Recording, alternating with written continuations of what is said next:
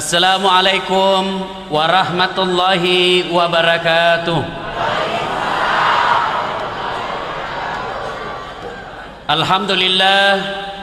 Alhamdulillahi rabbil alamin.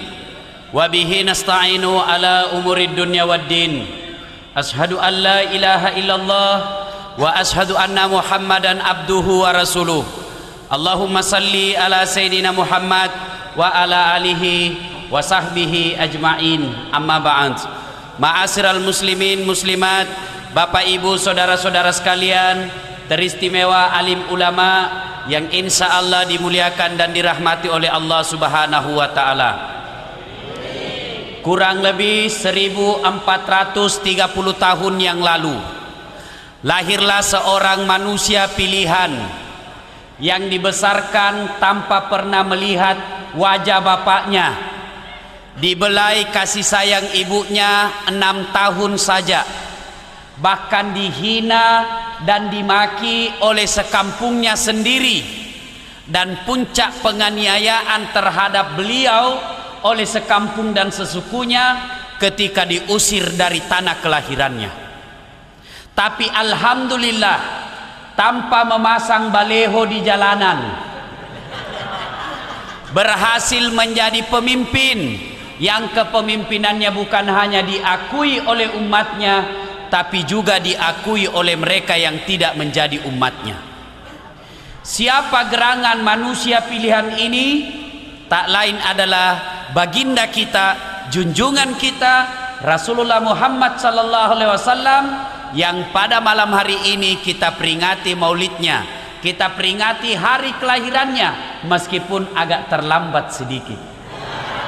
Dek nama agak terlambat, yang penting ipigaui. Bapak Ibu yang saya muliakan, apa sesungguhnya yang ingin kita bawa pulang dari perayaan maulid ini? Ibu-ibu agar romelo tatiwi lisu pole maulu. Telur madocul madodon culenya, tadi malam main telur, sekarang mau telur lagi, telur terus. Tentu bukan sekedar telur.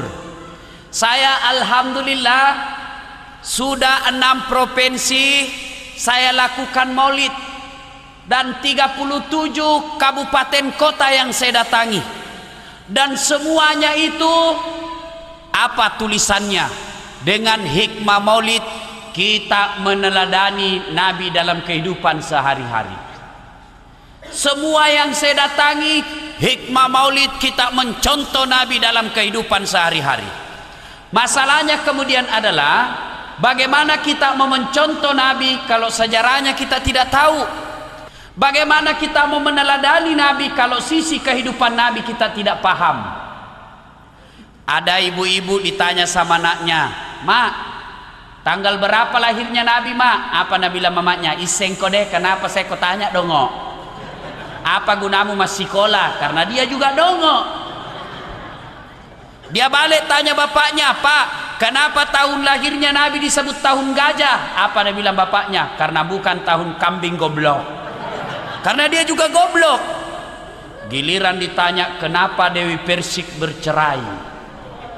Kenapa Syekh Puji diperiksa sama polisi?" Wah, ini semana roh. Padahal bukan itu urusan kita.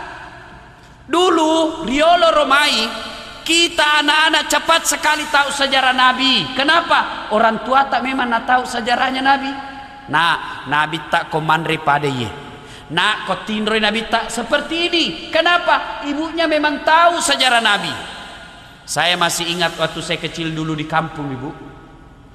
Mama saya meskipun SD tidak khatam, tapi tepat sekali nak kasih tahu sejarah Nabi kepada anaknya. Dengan cara apa? Lagu. Ada lagunya mamaku di kampung begini. Pada zaman dahulu kala, pada zaman jahiliyah. Ku dengar ki, zaman jahiliyah. Teriak kak, kenapa zaman jahiliyah mak? Nah lanjut si lagunya. Lahirlah seorang rasul yang terakhir dan mulia. Ku tanya, siapa namanya mak? Itu Nabi terakhir. Nah lanjut lagi lagunya. Nabi Muhammad namanya. Ibunya siapa, Mak? Siti Aminah ibunya. Bapaknya siapa? Abdullah nama ayahnya. Di mana tinggal? Pindrang atau Sidrap? Madinah tempat tinggalnya. Terus kenapa, Mima? Setelah dewasa diangkat menjadi rasul. Siapa yang angkat? Pak Imam atau ketua RT? Oleh Allah yang kuasa. Allah itu siapa, Mak? Pencipta alam semesta. Bagusnya lagunya orang dulu di rogaga sikulana. Dari lagu itu kita tahu siapa nabi terakhir, apa tugasnya, di mana tinggal, siapa ibunya, siapa bapaknya. Bahkan dalam lagu itu kita tahu akidah. Siapa itu Allah? Pencipta alam semesta. Itu lagunya orang dulu. Sekarang lagunya ibu-ibu gaul apa? Pulang suaminya apa lagunya? Lai lai lai lai lai lai, panggil aku si Jablay. Abang jarang pulang, aku jarang dibelai. Nah sambung anaknya, pulang-pulangku berbadan dua, lama tampili sudah cilaka. Iya kan? Nah ibu bapak yang saya muliakan, pada maulid kali ini saya tidak bercerita panjang lebar tentang sejarah Nabi dari A sampai Z. Kenapa? Di samping karena keterbatasan waktu, juga karena keterbatasan ilmu yang saya miliki. Saya coba-coba mengangkat kisah sisi kehidupan Nabi. Kisah pertama, si diwatu Pak Nabi tak kalolomopi, lagi jalan-jalan di seputar Mekah. Beliau lagi jalan, tiba-tiba tertiup angin roknya, tersingkap roknya. Karena dulu Pak belum ada namanya celana panjang, apalagi celana botol. Oh, ndak ada pi. Tahu ki namanya celana botol Pak? Katuma cipilada. Cipi. Sampai-sampai mahasiswaku kupanggil Dek Srigon dulu, bagaimana caramu kasih masuk itu celanamu? Nah bilang, Dek kampungan dah Bapak. Iya, bagaimana caranya? Nah bilang, ini Pak dikasih kantong plastik. Boleh sekalinya besok mau kau berak tidak dapat kau kantong plastik. Nu joli kini alemu dongo. Nabi lagi jalan, tiba-tiba tertiup angin rohnya, kelihatan betisnya. Bagaimana reaksinya Nabi kelihatan betisnya? Subhanallah, malu sampai merah mukanya. Paitai betina Pak nataro siri, merah mukanya. Masya Allah. Artinya apa? Kalau kita mau mencontoh Nabi pada maulid kali ini, kalau kita mau meneladani Nabi pada maulid kali ini, tanamkan rasa malu dalam hati kita. Taro-taroi siri aleta. Sekarang siri mulai hilang. Dulu kalau ada anak gadis hamil di luar nikah, diusir sama bapaknya, masuk ke kampungnya, upaka siri ki, tinggalkan kampung ini. Itu dulu. Sekarang hamil 5 bulan, pesta besar-besar. Dia mengundang haji, ikut mengundang ustaz. Baru 3 bulan sudah pengantin. Mimana nih? Nabi bilang orang, kenapa cepat sekali melahirkan anak? Tak apa, Nabi bilang bapaknya, iya silaku. Desi senagaga siri. Kalau kita mau mencontoh Nabi pada maulid kali ini, masih siri ki mapigau salah. Malu dong kalau sudah haji tapi masih rajin mendomi. Pangkatoje itu haji Pak Domesi sepak.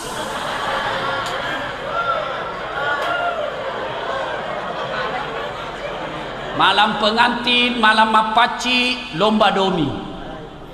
Begitu diumumkan juara 1 Haji Bedu pasangan Haji Baco. Haji pakala bak domeng. Haji kajili-jili. La ilaha illallah. Sadar-sadar saiki Haji. Kenapa banyak ketawa? Banyak Haji Pak Domen di sini. Haji cilaka.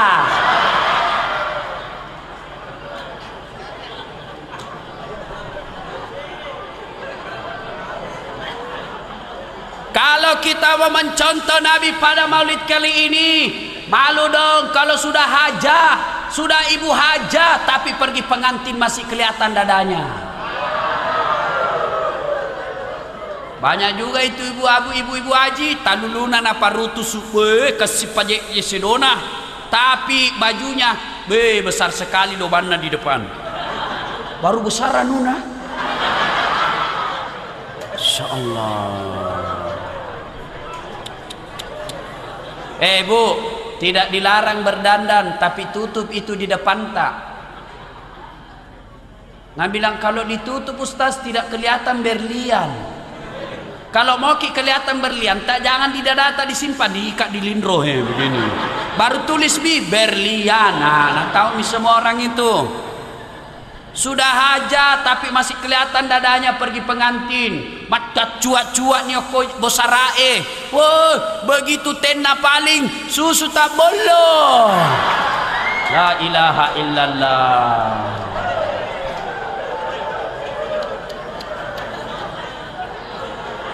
Malu dong kalau sudah ibu hajah pakaiannya seperti itu. Halo ibu. Bu. Ya aku anak darah ma pakai pade ru maka simo pirita. Ma putih-putih. Masih kencang. Kita ma keleng. La ilaha illallah. Ibu, malu-malu saya bela berpakaian yang tidak islami. Kita ini orang Bugis kalau ada pengantin paling banyak melanggar ajaran agama. Sudah mulai uan naik susah memang nih. Belum lagi praktek mubasir. Coba lihat orang Bugis kalau pengantin jor-joran, hura-hura. Mestinya 2 tusuk bisa nak makan sate, nak ambil 4 tusuk. Siapa mau makan sisamu cilaka? Ini kalau kita mau mencontoh Nabi, tanamkan rasa malu dalam hati kita. Malu dong berpakaian tidak islami. Kalau kita mau mencontoh Nabi pada maulid kali ini, malu dong jadi polisi minta-minta uang di jalan raya.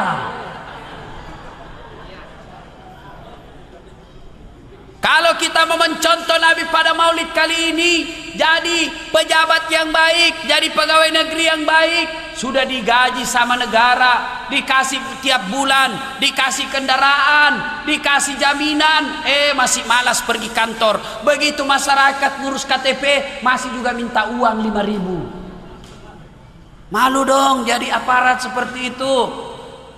Bu, kenapa negara kita hancur seperti sekarang? Ibu, Pak, tahu Singapura? Tahu Singapura? Ya harus Singapura, Pak. Malopoi sidrap na Singapura. Tapi di Singapura, alhamdulillah itu Singapura beli air minum ke Kalimantan, beli pasir dari Kalimantan.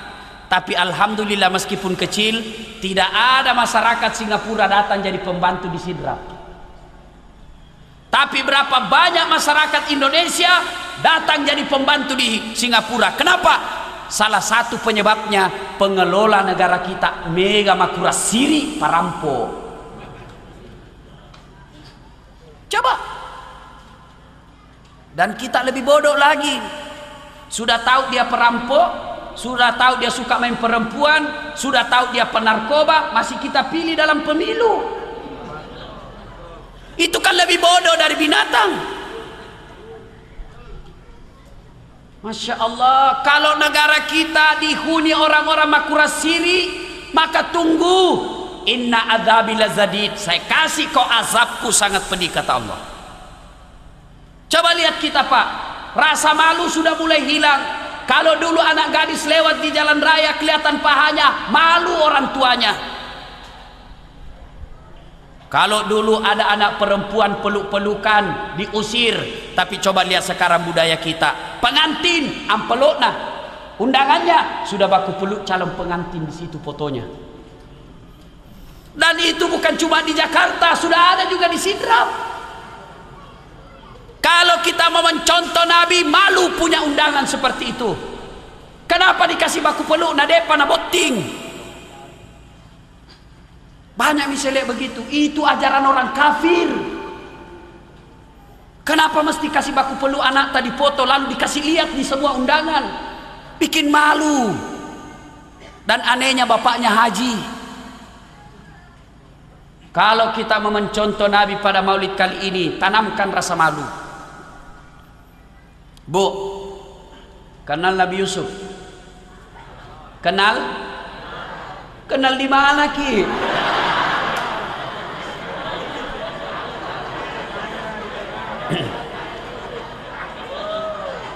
Biasanya sih kalau ceramah Pak ada air di sampingku.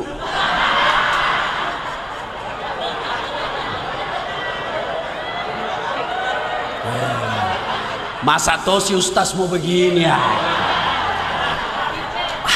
Kasih gelas. Masa Ustaz mau begini? Pemabuk itu. Jangan ketawa kalau Ustaz minta air. Kita itu enak duduk-duduk ketawa.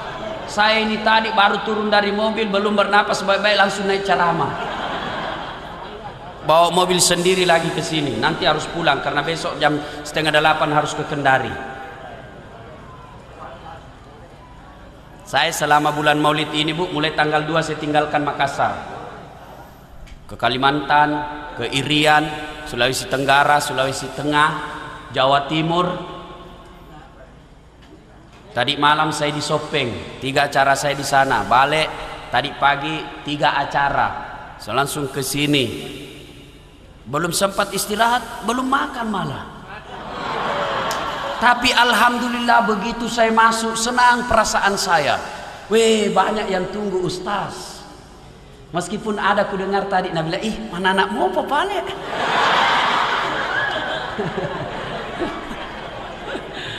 Nah, Bapak Ibu yang saya muliakan, tahu Nabi Yusuf? Ya, itu Nabi Yusuf, Pak, Bu, difitnah oleh Suleha, dituduh Suleha mau diperkosa, akhirnya dipenjara. Tapi dengan izin dan pertolongan Allah, akhirnya Nabi Yusuf dilepaskan. Setelah dilepaskan, dilantik menjadi pejabat setingkat Menteri Ekonomi. Nabi Yusuf dipenjara dulu, baru dilantik jadi pejabat. Di Indonesia jadi pejabat dulu, baru dipenjara. Kenapa begitu? Makura siri. Dan demi Allah, Pak, kalau manusia makura sirinya, maka manusia lebih hina dari binatang. Saya tegaskan sekali-kali, kalau manusia de gagas sirina, maka manusia itu lebih hina dari kolok-kolok, lebih hina dari binatang. Adik-adik, tahu kambing? Tahu kambing? Bembe. Iya ro bembe, Pak. Koma betai, suka makan tanamannya orang, suka mengganggu kebunnya orang, potong.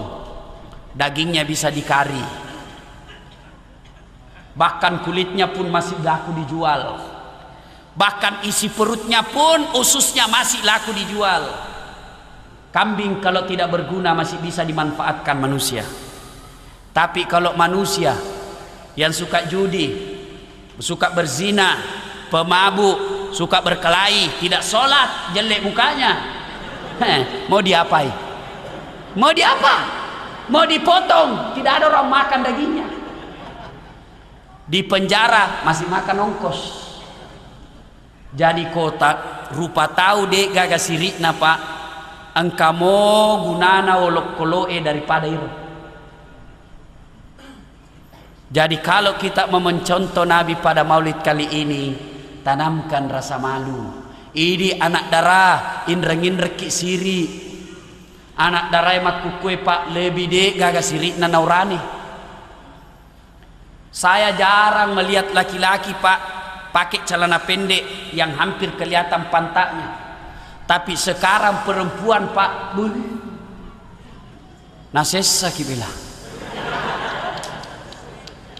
Yang bajunya di atas turun ke bawah, yang di bawah naik ke atas, ketemu di tengah, mabicu nama cipi, mas sopek-sopek topa, pas duduk kelihatan celana dalamnya.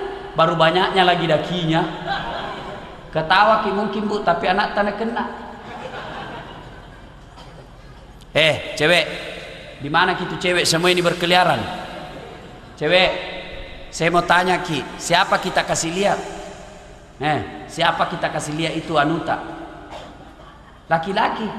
Sedangkan kau sembunyi, nah cari dong. Apalagi pun namu pamer memang nih. La ilaha illallah. Salah satu dampak televisi Pak, itu mi pakaian yang begitu. Riolo romai Pak, dek ni singinat daremak baju padir, dek gaga contohna. Makuku yang kemana dek ke televisi, dan itu mina contoh anak gadista. Televisinya Indonesia Pak hampir tidak ada gunanya. Masih baik televisinya Soeharto dulu. Televisinya Soeharto mana ada tayangan begitu. Kalau ada yang tidak berakhlak langsung disegel. Sekarang karena alasan hak asasi, coba makin gosip mina Pak Guru aku. Ada lagi sinetronnya apa? Suami-suami takut istri. Coba sinetronnya pernikahan dini, hamil di luar nikah. Itu bisa mana contoh nata. Dan ada Tommy di situ mamanya menonton. Sisa anaknya gara-gara remote. Ada Tommy suaminya di situ. Masya Allah. Tanah maka solang-solang. Saya pernah lihat itu televisi. Enggak ada betul guna-gunanya. Dikasih yang berkomentar tentang rokok, yang berkomentar tentang pernikahan dini, semua yang tidak tahu agama. Artis-artis yang mana Romelo Lojo-lojo ini dimintai komentarnya. Tidak ada diminta komentarnya orang agama. Waktu saya lihat itu semua itu, coba murah itu televisi Pak, ku bantingi televisiku. Jengkel kalian Ki. Allah, kenapa bisa begini? Makura sirik mana nih Pak? Jadi kalau kita mau mencontoh Nabi pada Maulid kali ini, tanamkan rasa malu dalam hati kita. Ada yang tanya, Ustadz, bagaimana kalau ada remaja masjid rajin sholat Senin Kamis ngajar ngaji tapi makura sirik Ustadz? Rasulullah menjelaskan, sittatu asyain tukhbitul amal. Ada 6 sifat yang menghancurkan amal kebaikanmu. Satu diantaranya killatul haya, to makura sirik. Kisah yang kedua, suatu saat Rasulullah kumpulkan para sahabat di masjid. Lalu beliau berkata, saudara-saudara sekalian, laki-laki yang tetangga dengan masjid wajib datang berjamaah di masjid. Lo mana kau mau berjamaah masih gie? Bubar jamaah. Tiba-tiba datang tunanetra. Tahu tunanetra Bu? Orang tidak melihat, buta. Maka dia Nabi tak, ya Rasulullah, bagaimana dengan saya? Saya tidak melihat ya Rasul. Nabi katakan, oh kau lain. Kau lain kau. Pulangin orang. Belum jauh dipanggil kembali sama Nabi. Fulan sini dulu. Kenapa ya Rasul? Ada yang saya lupa. Kau dengar tidak azan di masjid? Muang kalinge bagi kau masih gie? Saya dengar ya Rasul. Nabi lalu jelaskan, kalau begitu kau tetap wajib datang berjamaah di masjid. Artinya apa Pak?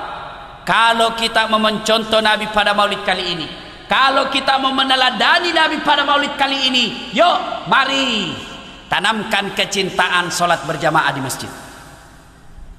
Tapi bagaimana kita lihat masjid sekarang dibangun besar, dibangun mewah sampai ratusan juta, tapi sayang 1000 sayang, masjid sepi dari jamaah. Masjid kita seperti museum, mewah tapi isinya orang tua sudah pensiun.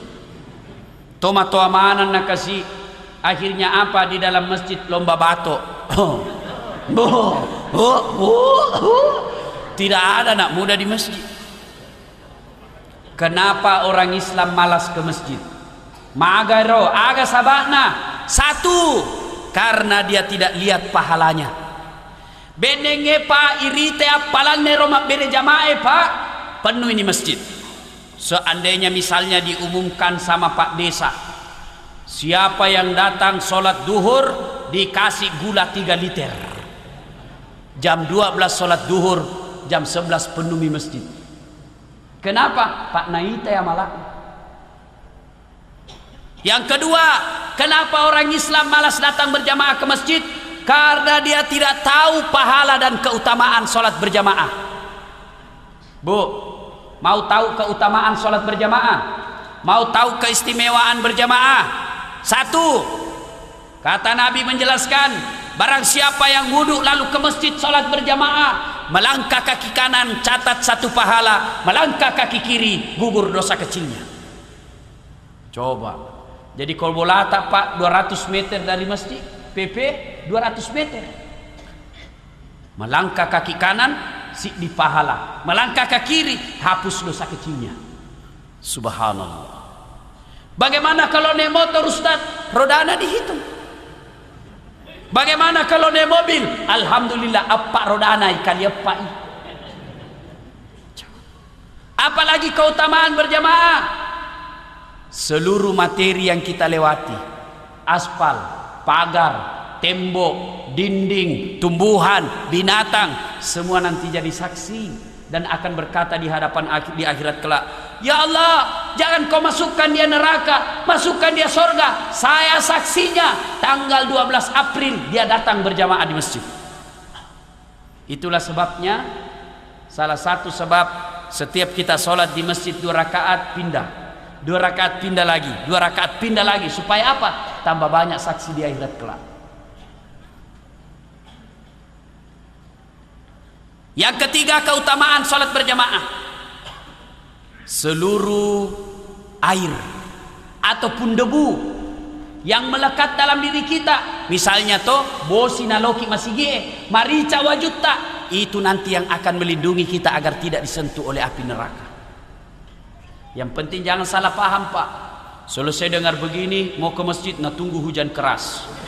Begitu hujan keras, nah buka payungnya jalan. Wah, itu namanya dompala.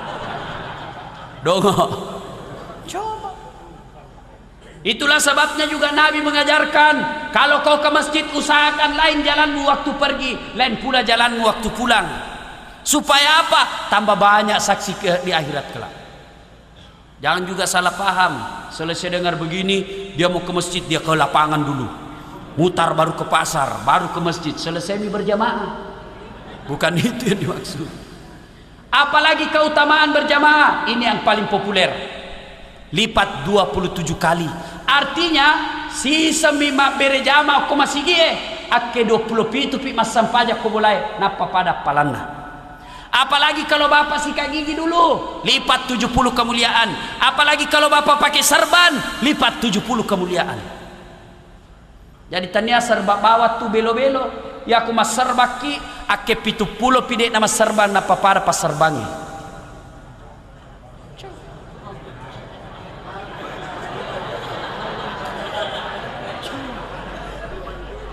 Apalagi kalau sikat gigi dulu. Apalagi keutamaan berjamaah di masjid. Ada namanya doa bersama. Barangkali kalau di rumah salah-salah doa tak, tidak tahu ki berdoa, kita mau minta hujan, ternyata yang kita baca bahasa Arab minta jodoh. Barangkali kalau di rumah kita berdoa banyak sekali dosa sehingga susah sampai doanya. Tapi di masjid ada alim ulama, ada fakir miskin, ada anak yatim piatu, ada janda-janda tua yang teraniaya, berdoa bersama dalam masjid. Gara-gara orang kekasih Allah inilah sehingga semua doa dalam masjid dikabulkan. Itulah sebabnya selalu saya anjurkan, kalau kita berdoa jadi imam, tolong baca doa kasih keras-keras sedikit. Karena kadangkala ada imam tidak didengar apa yang minta, kita di belakang asal amin saja. Amin, amin. Apa kau minta Ces? Kasih dengar ki. Siapa tahu yang jadi imam seperti ustaz yang tidak ada istrinya. Jadi kalau ini ustaz tidak ada istrinya Bu. Jadi kalau ada ibu-ibu mau punya menantu ustaz, ketik Rex spasi das atlatif. Minta. Yang jadi imam tidak ada istrinya, dia minta kepada Allah, ya Allah, berikanlah kami jodoh. Nah bilang bapak di belakang, amin. Sudah ada istrinya. Nah bilang juga istrinya di belakang, amin, kabulkan Tuhan. Artinya ibu restui suaminya kawin lagi. Makanya kalau jadi imam usahakan kasih dengar-dengar sedikit ya.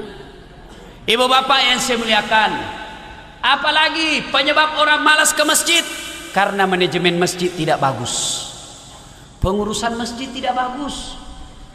Ini banyak orang Islam suka sekali bangun masjid besar, bertingkat.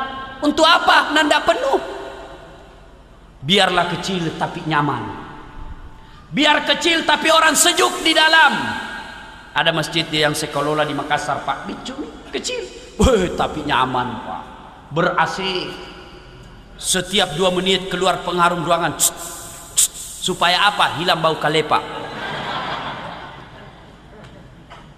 Apalagi speakernya baik. Tidak seperti ini. Oh, bagus, Pak. Karpetnya tiap tahun diganti. Imamnya penghafal Quran 30 juz. Digaji 1,5 juta tiap bulan.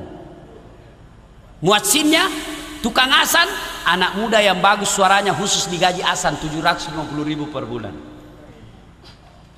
Akhirnya orang rajin bersedekah, celengan selalu penuh. Kenapa? Orang merasa dia nikmati sedekahnya. Penceramanya profesional. Masya Allah. Kadangkala kalau banyak, kita kadangkala undian umroh 1 orang kalau Ramadan. Akhirnya selalu penuh masjid. Orang rajin ke masjid karena merasa nyaman di masjid. Ini tidak. Bagaimana orang mau ke masjid? Yang azan orang tua yang sudah pensiun. Camomi, Pak, posoto, Pak, azan subuh. Ayana salah.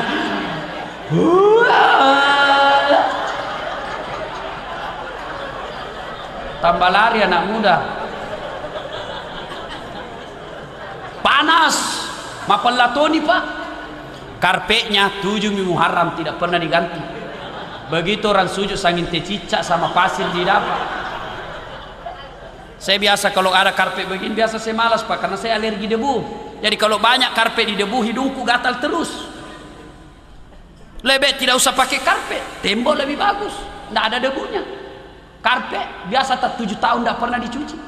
Karpet bau tai. Coba. Apalagi speakernya lebih banyak rusaknya daripada baik. Begitu takbir Allahu Akbar, storing nih.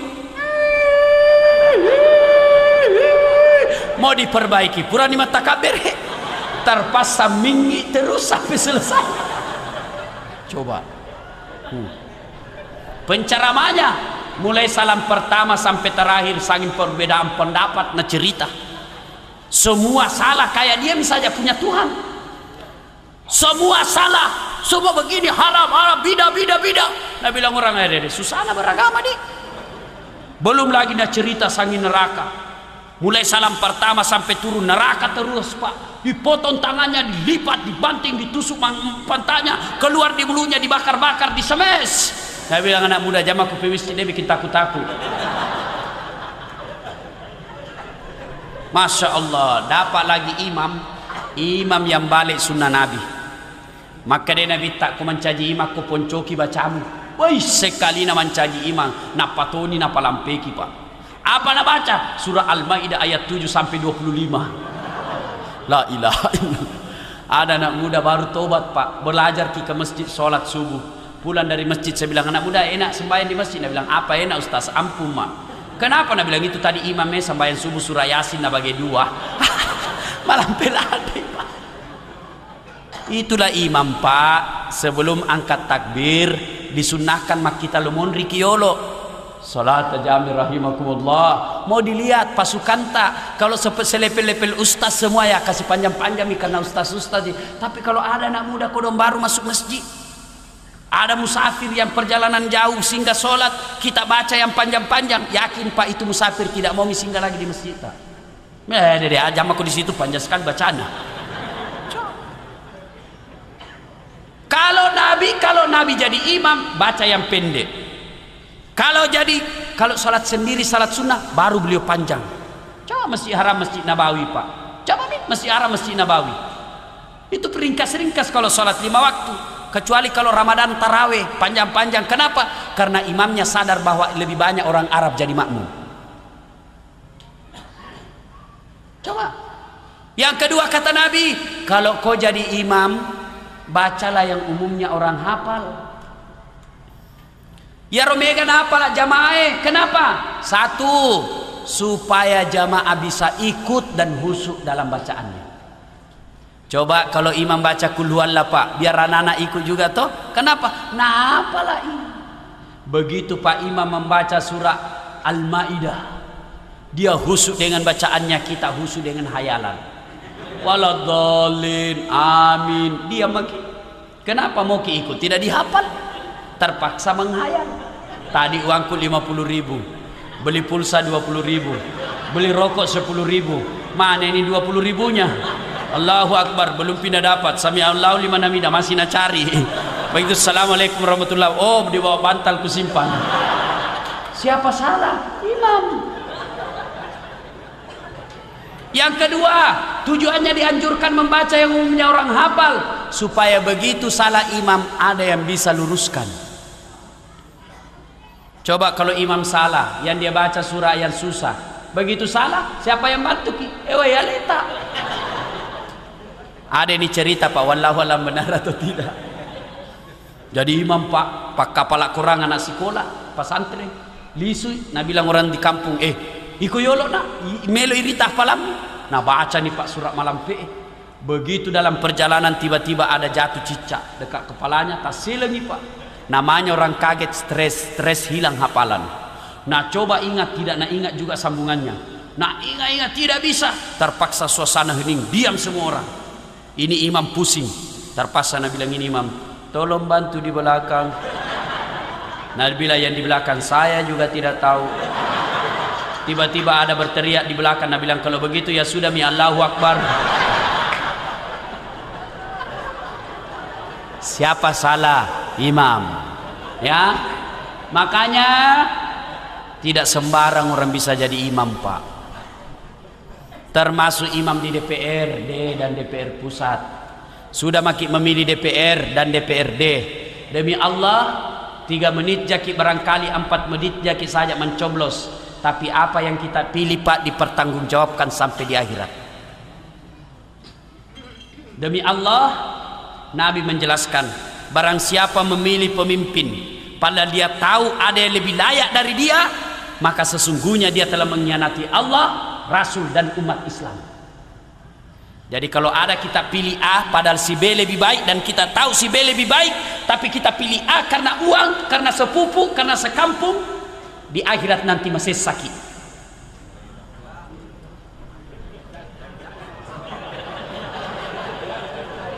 Sekarang orang Islam Pak lebih bisa dipercaya sumpahnya di atasnya uang 50.000 dengan beras daripada disumpah di atas Quran. Ini kerapuhan akidah kita. Bapak Ibu yang saya muliakan, makanya pilih imam hati-hati. Kalau jadi jamaah siapa saja bisa jadi jamaah. Mulai dari orang pintar sampai orang bodoh boleh jadi jamaah. Mulai orang sadar sampai orang gila boleh dari jamaah. Mulai dari orang balik sampai anak-anak boleh jadi jamaah. Tapi imam hati-hati, tidak boleh sembarang. Dan kalau kita jadi makmum juga tidak boleh sembarang di belakangnya imam. Biasa juga itu kita sembarang sekali di belakangnya imam. Begitu imam salah dia tidak berfungsi. Itu di belakangnya imam tidak boleh orang sembarang, harus yang bagus juga bacanya, yang bagus akhlaknya, supaya kalau imam berhalangan dia yang ganti. Dengar baik-baik, contoh misalnya ini imam, ini 3 makmum, ini sebelah belakang sebelah kanan tidak boleh orang sembarang. Wakilei salah imam, ini yang bertanggung jawab. Biasanya kita kalau salah imam teriak semua, belakang bingung imam mana yang salah.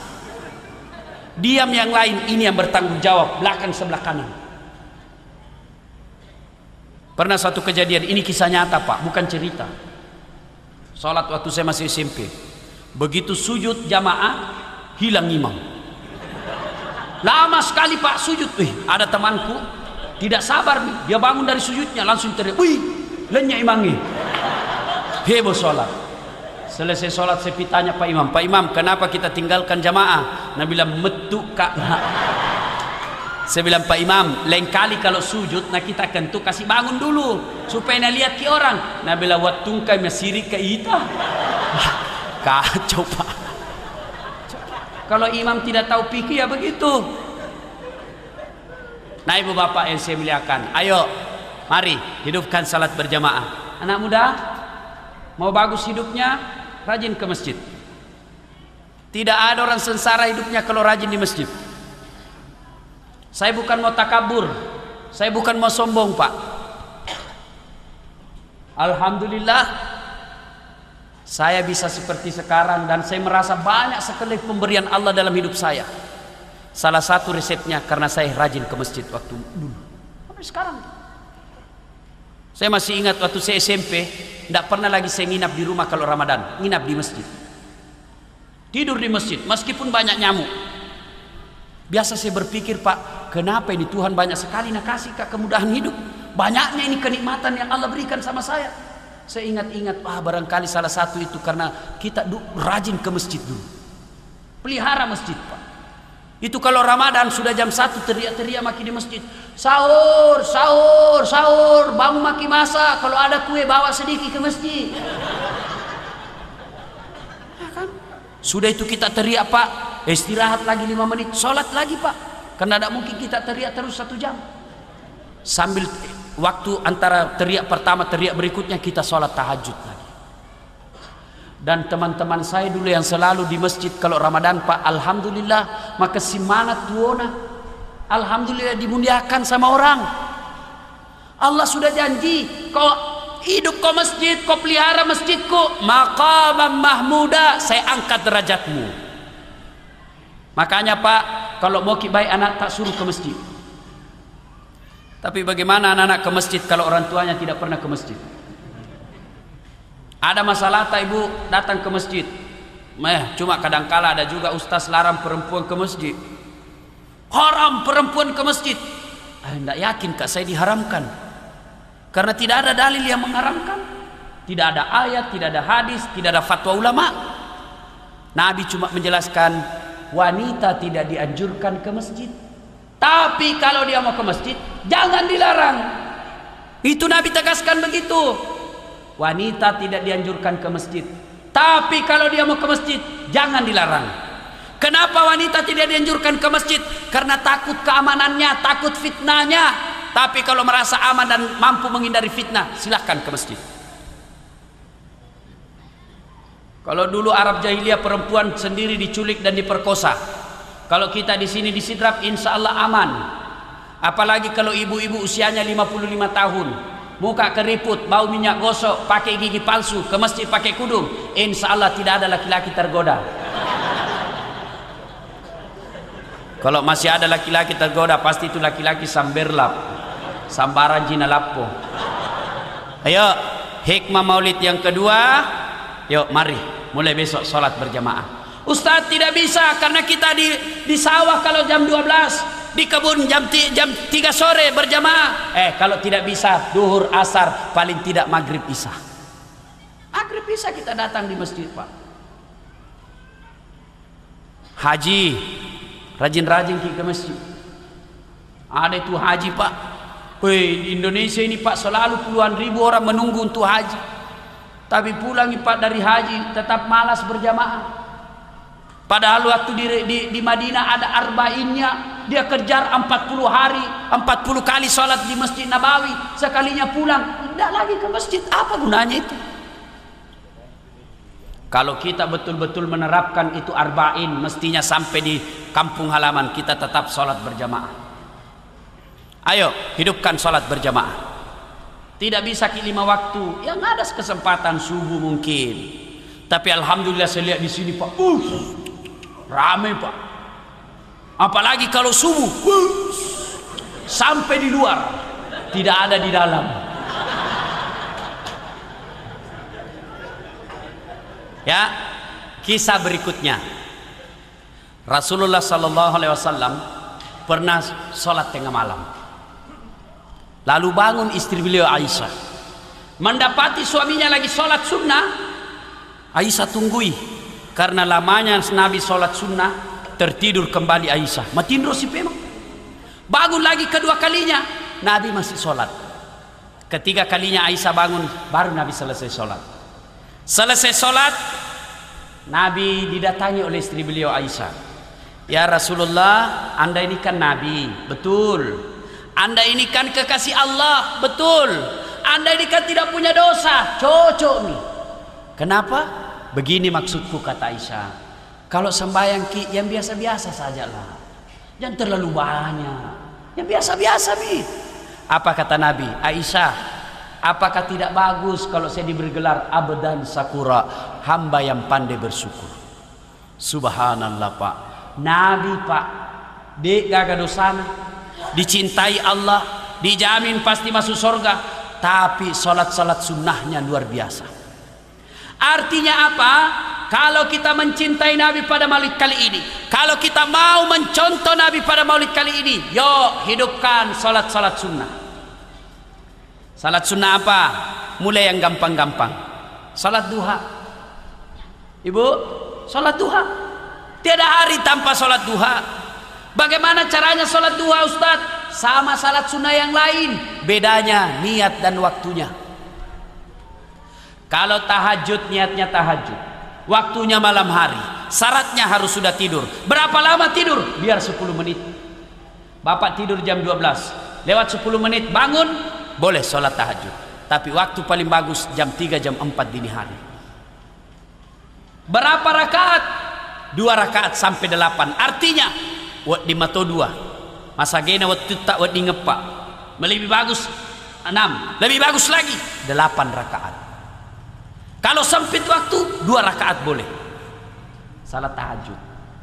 Kalau duha waktunya pagi hari, niatnya duha. Jam berapa? Jam 7 sampai menjelang duhur. Waktu paling bagus jam 9 pagi. Berapa rakaat? 2 rakaat boleh, 4 rakaat boleh, 6 rakaat boleh, maksimal 8 rakaat. Apa keutamaan salat duha? Apa keistimewaan salat duha? Allah membukakan pintu keutamaan dunia pada hari kita salat. Jadi kalau mau sukses dunianya Pak, sholat duha. Ibu, mau bantu suami cari nafkah? Bu, mau ibu? Kenapa 12 Ji? Mau ibu? Yang di luar mau? Mau semua. Kalau ibu-ibu mau bantu suaminya cari nafkah, tidak usah keliaran di jalan. Nanti fitnah ki orang. Tinggal ki sholat duha di rumah tak. Suami pergi sawah, suami pergi bawa ojek, suami pergi berdagang, suami pergi ke kantor, istri yang soleha dia sholat duha di rumahnya. Selesai sholat duha dia mohon kepada Allah, ya Allah, Zat yang maha kaya, yang kekayaannya tak terbatas antara langit dan bumi, saya mohon kepadamu ya Allah, kalau kekayaan rezeki suami saya masih di atas langit turunkan, jika masih dalam tanah munculkan, jika masih jauh dekatkan, jika masih sedikit cukupkan, dan yang lebih penting dari itu ya Allah, Pak Barakai. Bahagianya suami pergi cari nafkah, dibantu sholat duha oleh istrinya di belakang. Bisa ibu? Bisa? Yang banyak saya kuliah di Makassar, baru 10 menit pergi suaminya, pergi tom istrinya tawaf. Matawapu ipa, nak kelilingi semua rumahnya orang, rumah curita salah. Bagaimana mau mudah rezekinya? Ada anak muda di sini masih sekolah, nuntut ilmu kuliah, supaya sukses dunianya dalam menuntut ilmu, sholat duha.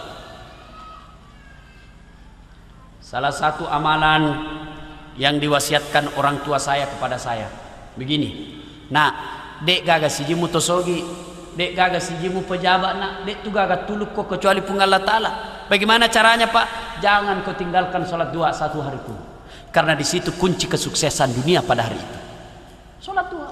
Makanya saya tamat SMP mengadu nasib ke Makassar, SMA mulai saya terapkan sholat duha.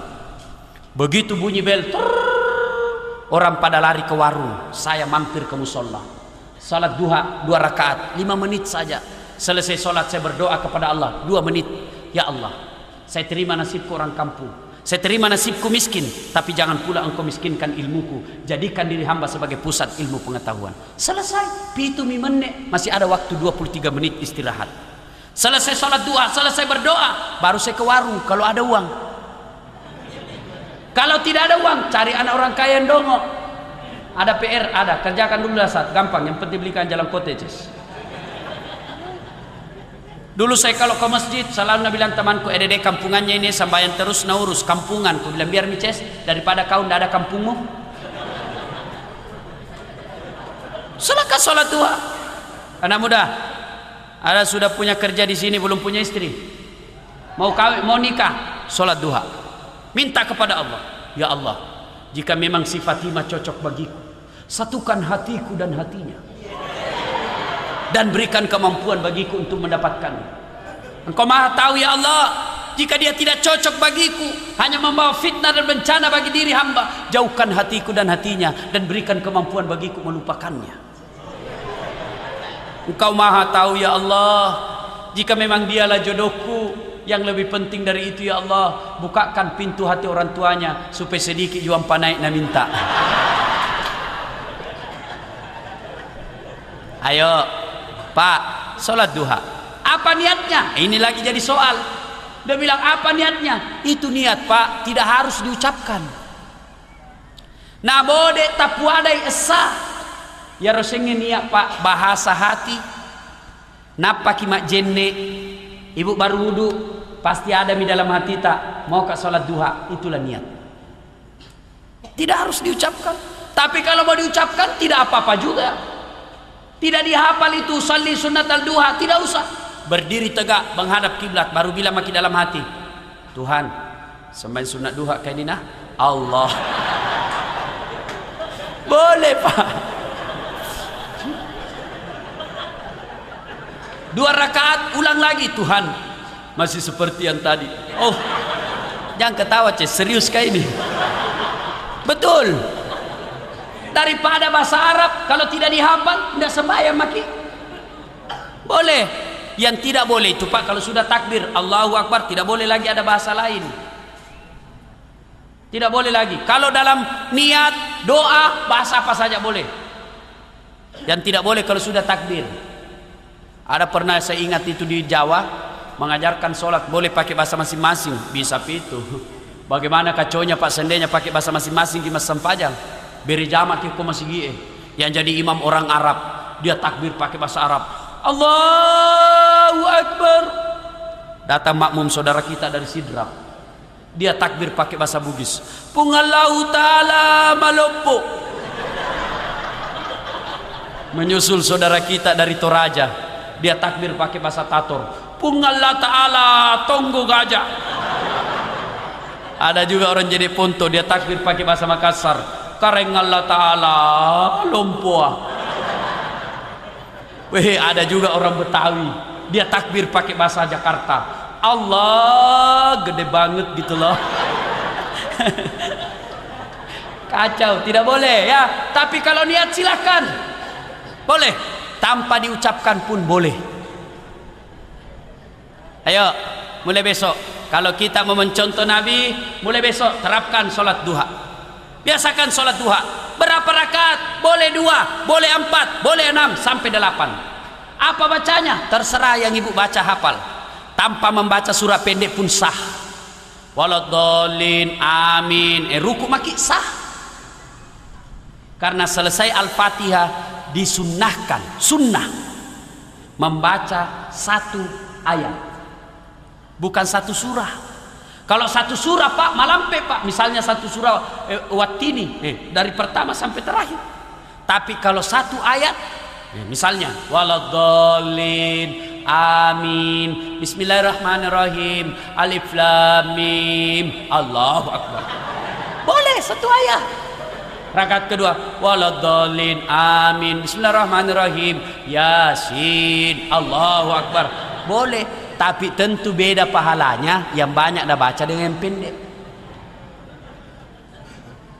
Dan usahakan bacalah ayat yang kita paham kesimpulannya itu ayat. Tidak usah dibaca, dihafal dan ditahu ayat per ayat terjemahannya, kesimpulannya saja itu ayat. Misalnya wadduha, tentang ini sudoha. Kalau misalnya al-ikhlas, tentang mengesahkan Allah. Itu saja intinya. Tapi bagaimana kita mau husuk dalam sholat Pak? Nah banyak ayat kita tidak tahu. Tidak usah ayat surah-surah pendek. Al-Fatihah pasti masih banyak tidak tahu terjemahannya di sini. Padahal sudah puluhan tahun baca itu Al-Fatihah. Anu Pak, jujur maki. Kandala kak. Pasti masih banyak tidak hafal. Itu bagaimana mau khusus sambayang? Yang penting baca yang kita paham. Jangan lalu kita baca yang susah-susah. Seperti watini. Ay susah ini biasa aku sambung walasri. Watini pertama walasri terakhir. Biasa kan salah sambung Pak. Baca maki yang kita hafal saja. Nah ibu bapak yang saya muliakan, hikmah maulid berikutnya. Suatu saat Rasulullah Muhammad SAW perjalanan ke masjid. Tiba-tiba dari atas ketinggian ada orang kafir Quraisy, dia ludahi Nabi. Mencui Nabi, tak kena kepalanya Nabi. Apakah Nabi lempar? Subhanallah. Nabi lihat ke atas lalu berkata, "Weh, salah koces, kepalaku udah kena. Tapi tidak apa-apa Ji." Lewat hari kedua, diludahi lagi, kena lagi kepalanya Nabi. Nabi katakan, "Weh, masih seperti kemarin. Tapi tidak apa-apa." Hari ketiga lewat lagi Nabi, diludahi lagi. Nabi cuma senyum. Hari keempat lewat lagi Nabi. Lewat. Mana ini langgananku? Biasanya ada ludahi kain. Wah, selesai sholat ditanya sahabat, "Kau tahu si fulan?" "Sakit ya Rasul." Masya Allah, kasihannya di. Pulang Nabi. Tanya istrinya, "Ada kurma?" "Ada." "Ada roti?" "Ada." "Ada anggur?" "Ada." Tolong bungkus." "Mau untuk apa ya Rasul?" "Saya mau jenguk langgananku." Setelah tiba di rumahnya ini orang ketuk. Nabi tidak salam karena ini orang kafir. Dari dalam kedengaran, "Siapa?" "Saya." "Saya siapa?" "Muhammad." "Muhammad siapa?" "Langganan ente." Taslim mati nak kandato na Muhammad. Nah sesa nak makabala ni Muhammad. Begitu masuk Nabi, Nabi cuma berkata begini, "Tadi saya lewat di tempat biasa. Saya rindu juga dengan ludamu, Cis. Ternyata malas aku di. Ini ada saya bawakan ki makanan, kita makan, mudah-mudahan cepat sembuh." Subhanallah. Mendengar ini katanya yang ludahi tadi, "Muhammad luar biasa akhlaknya. Abu Jahal saja yang bayar saya teror kamu. Abu Jahal yang membayar saya untuk menuntukkan mental dan sampai sekarang dia belum datang melihat kau. Justru kau orang pertama yang datang membusuk saya. Luar biasa akhlakmu ya Rasul. Muhammad sehari ini saksikan saya masuk Islam." Artinya apa? Kalau kita mau mencontoh Nabi pada maulid kali ini Pak, jadilah umat yang sabar. Ini sabar Pak, luar biasa. Fabasyiris sabirin, gembirakanlah orang-orang yang sabar. Dan orang yang sabar bersama dengan Allah. Ista'inu bis sabri was salat, jadikanlah sabar dan salat sebagai strategimu. Kalau mau sukses, sabar. Para caleg yang tidak terpilih, sabar akib. Jangan malah menyalahkan orang lain dan mencari kiri kanan. Karena kalau kita tidak sabar bisa jadi berujung ke rumah sakit jiwa. 2 malam yang lalu saya menonton televisi berita. Ada sudah di Bali meninggal dunia kenapa? Caleg kena serangan jantung. Dia cuma mendengar suaranya cuma 16, dia kira 16.000. Sudah tidak terpilih, mati juga. Tapi kalau dia sabar, dia segalikan segalanya kepada Allah. Jadilah penyabar Pak dan memaafkan orang. "Ustaz, sakit hatiku Ustaz, nah fitnah Kak." Biarlah Allah yang balas fitnahnya. Kalau orang cerita jelek Pak, saya ini sering juga dicerita jelekku Pak, saya coba bilang alhamdulillah mulai tosi katu amalak matu. Karena orang yang cerita kita Pak, yang fitnah kita, yang gibah kita Pak, nanti itu amalnya kita ambil. Jadi kalau ada yang cerita jelek Pak, tidak usah dibalas. Biarlah kita sabar, serahkan kepada Allah, nanti itu diambil amalnya. Jadilah umat yang penyabar. Jangankan kita ini manusia biasa Pak, Nabi saja kekasih Allah. Coba ketika Nabi dilempari di Taif, ketika Rasulullah SAW di Mekah dilempari orang, dimusuhi satu kampung, Nabi hijrah, Nabi pindah ke Taif berdakwah dengan harapan orang-orang Taif barangkali bisa menyambut beliau. Tapi begitu sampai di Taif, Nabi juga dilempari. Jengkel malaikat Jibril datang kata menawarkan bantuan. "Muhammad, keterlaluan ini semua manusia. Kau berdoa kepada Allah, saya angkatkan kau ini gunung, saya lemparkan kepada mereka, saya hancurkan. Mendengar ini apa kata Nabi? Jibril, kalau Allah mau mengabulkan doaku, saya berdoa kepada Allah, jangan kau hancurkan dia, berikan dia hidayah. Kira-kira kalau saya Pak begitu diserang kepepet, datang Jibril, dasat, tembak nih semua. Itulah Rasulullah Muhammad SAW. Kalau kita mau mencintai Nabi Pak, tak dampangin itu saleh kidi. Dan orang yang pemaaf dan sabar Pak, insya Allah tenang hidupnya. Tapi orang yang pendendam, dengki, tidak bisa tidur. Orang yang kita dendami, orang yang kita dendam, dia sudah tidur, kita masih gelisah. Bagaimana cara aku balas gini jam 2 belum pakai tidur. Ini orang sudah ngorong nih. Orang suka dendam Pak, tidak ada bagusnya. Serahkan sakit hati kita kepada Allah. Lebih mulia lagi kalau kita memaafkannya. Kalau kita mau mencontoh Nabi Pak, jadilah umat yang pemaaf. Nih selesai orang memilih Pak, yang terpilih nanti insya Allah duduk di DPR, kita jangkit baku musuh-musuh. Ada orang gara-gara bela pilihan lain partai baku musuh. Sudah mi dicoblos orang, sudah mi dicontreng orang, dia mi dapat gaji DPR, dapat mi tunjangan, kita baku musuh. Itu namanya dongo. Kalau kita dianiaya, kita dihina, kita difitnah, serahkan segalanya kepada Allah. Fitnahan itu mengangkat derajat kita, aniaya itu akan mengangkat derajat kita. Ibu bapak yang saya muliakan, ini hikmah yang kelima. Berikutnya, kalau kita betul mencintai Rasulullah, ya ayyuhalladzina amanu sallu alaihi wa sallimu taslima. Banyak-banyaklah bersalawat kepada Rasulullah. Bahkan Rasulullah menjelaskan, barang siapa yang bersalawat kepadaku, maka Allah akan melapangkan hidupnya. Ibu-ibu, gunda gulana, cemas, ada masalah dalam rumah tangga, bersalawat kepada Rasul. Allah ya Nabi salam alaika, ya Rasul salam alaika, ya Habib salam alaika, salawatullah alaika. Saya majelis taklimku di Makassar Bu, kalau nak dengar kak salawat dia langsung otomatis nak sambut itu salawatku. Di sini kuliah diam-diam. Yuk siapa yang tidak ikut salawat, saya doakan suaminya kawin lagi. Ayo salawat kepada Rasul. Allah ya Nabi salam alaika, ya Rasul salam alaika, ya Habib salam alaika, salawatullah alaika.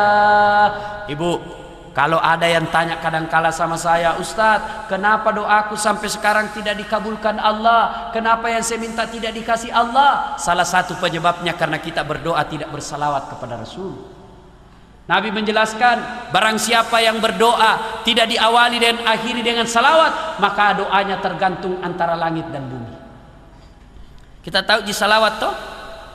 Jangan sampai seperti mahasiswaku di UNAS mau ujian skripsi, saya bilang, Dek, supaya berkah ini ilmu saya kasih kau salawat kepada Nabi. Apa dia bilang? Salawat kepada Muhammad. Ulangi beda, salawat kepada Muhammad. Salah. Nabi bilang, yang mana pala itu Ustaz? Allahumma salli ala Muhammad wa ala Muhammad. Nabi bilang, oh diganti Ustaz. Bukan diganti, kau yang dongo. Mana salawat diganti? Banyak bersalawat Pak. Nabi juga menjelaskan, sepelit-pelit umatku di antara kalian adalah yang dia dengar namaku dia tidak bersalawat kepadaku. Ayo ibu, ada masalah salawat. Saya masih ingat orang tua kita dulu naik rumah baru barasanji. Ada anaknya lahir barasanji. Menrik dan lekna mak barasanji sih. Kenapa? Dalam barasanji banyak salawat. Tapi sekarang ada bid'ah, neraka. Mauku saya toh yang tidak mau barasanji jangan maki. Yang mau silakan, jangan saling menyalahkan. Selesai, tidak ada persoalan, tidak susah. Daripada sekarang diganti Pak, naik rumah baru, elektron. Mendrek si anak-anak, elektron. Candolen-dolen. Bagaimana mau berkah? Kalau yang tidak mau barasanji silakan, jangan larang yang mau. Yang mau jangan suruh yang tidak mau, yang tidak bertengkar begitu. Dalam barasanji kan ada, saya masih ingat waktu kecil dulu. Kalau berdiri mi imam dia bilang sallallahu ala Muhammad sallallahu alaihi wasallam, berarti kami itu pembagian songkol. Bukan? Silakan bersalawat kepada Rasulullah. Apa salahnya kita baca itu barasanji? Dalam barasanji itu kan sejarah kehidupan Nabi. Yang penting jangki berkeyakinan bahwa kalau tidak barasanji tidak naik rezeki kita. Kalau orang mau barasanji membaca sejarah-sejarah hidup lalu diterjemahkan, apa salahnya? Anak-anak diperdengarkan barasanji dengan menerjemahkan, akhirnya mereka tahu bahwa oh Rasulullah begini dan sebagainya. Ya, ibu bapak yang saya muliakan, coba mulai besok diterapkan perbanyak salawat. Ibu dalam rumah tangga perbanyak salawat, sambil cuci piring salawat. Salatullah salamullah.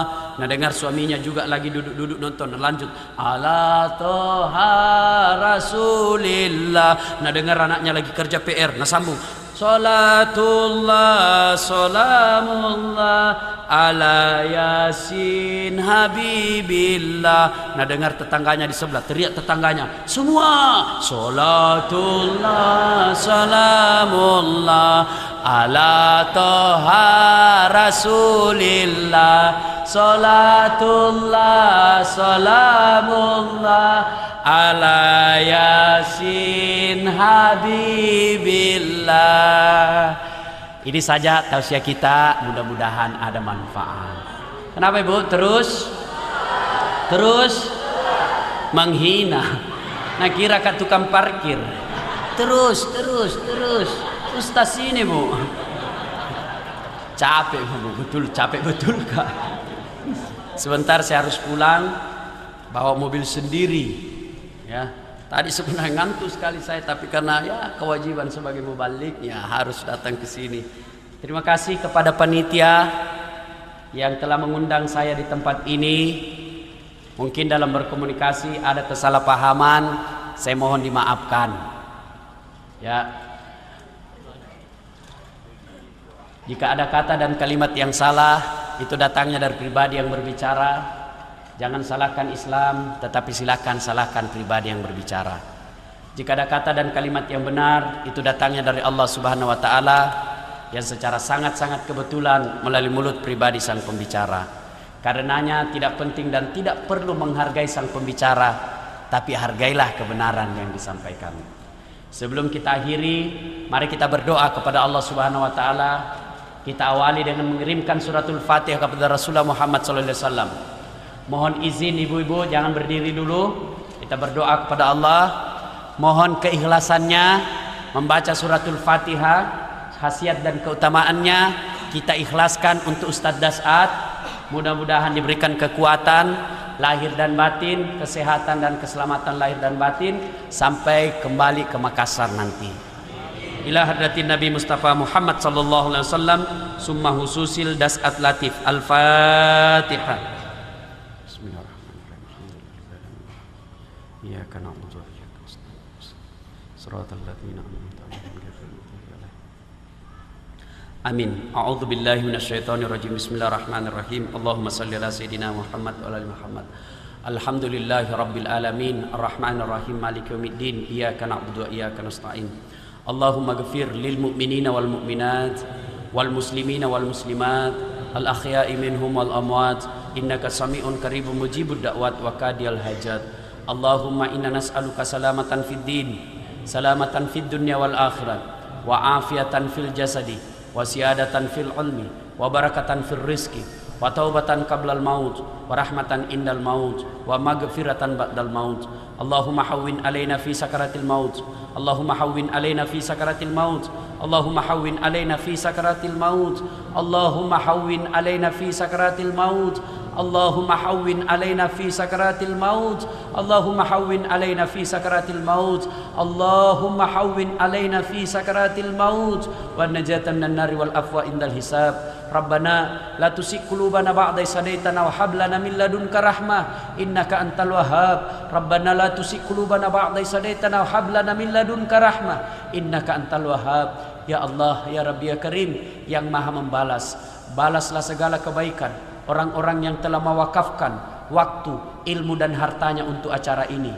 Balaslah bagi mereka yang telah mewakafkan waktu, harta dan ilmunya untuk acara ini ya Allah. muliakan dirinya ya Allah, angkat harkat dan martabatnya, jadikanlah keluarga yang soleh dan soleha, tambahkan rezekinya ya Allah, dan jika kelak menghadap kepadamu, hadapkanlah dalam iman dan Islam. Ya Allah yang maha pemaaf, maafkanlah kami jika kami dalam berlebih-lebihan dalam acara ini ya Allah, jika kami melaksanakannya dalam keadaan berlebih-lebihan ya Allah, maafkanlah kami ya Allah, lalu sampaikanlah cinta kami kepada Rasulullah Muhammad sallallahu alaihi wasallam. Jadikanlah kami sebagai pengikut umat Rasulullah Muhammad sallallahu alaihi wasallam yang pandai berterima kasih kepada pemimpinnya ya Allah. Ya Rahman ya Sal Jalali wal Ikram, kami hanya bisa berdoa dan memohon, di tangan-Mu jualah yang mengabulkan doa kami. Karenanya dengarkan dan kabulkan doa kami. Rabbana innana sami'na munadi yunadi lil iman an aminu birahmatika ya arhamar rahimin. Allahumma ridaka wal jannah wa na'udzubika min sahatika wan nar. Allahumma ridaka wal jannah wa na'udzubika min sahatika wan nar. Allahumma rabbana atina fid dunya hasanah wa fil akhirati hasanah wa qina adzaban nar. Subhana rabbika rabbil izzati amma yasifun wa salamun alal mursalin walhamdulillahi rabbil alamin. Terima kasih, lebih dan kurangnya mohon dimaafkan. Nun wal kalam ya masturun billahi fi sabilil haq. Summa assalamu alaikum warahmatullahi wabarakatuh.